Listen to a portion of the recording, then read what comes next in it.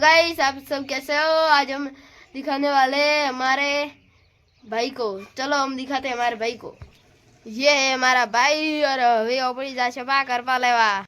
तो अब ए चल चुका है साला करपा लेने। चलो इसके साथ में जाते कैसे करपा लेगा। ये गाइस कर पे है आग बालने के लिए।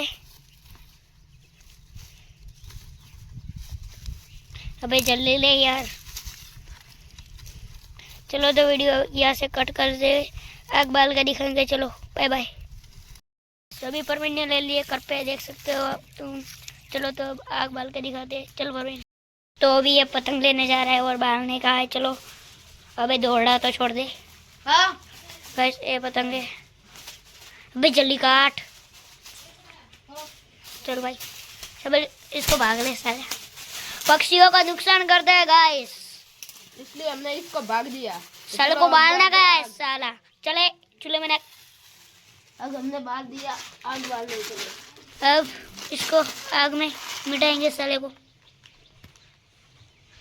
ટીમો લાઈ રી હવે ઓપી આગ બાળવાનું કીધું પૂતું કેન્સલ તો હેડો હવે ઓપી દિખાવું હું આપણું બાઈક આ હે મારું નવું બાઈક તો હવે હાલ લાયું હે મેનો ઉગોણી બાઈક ને લાયા કોઈ રે લેણું હોય તો કમેન્ટ में કહેજો મારે હે વિશ્વારું तो बाइक देखियो हूँ। Thanks for watching. अब हम मिलते हैं अगले व्लॉग में। Thank you.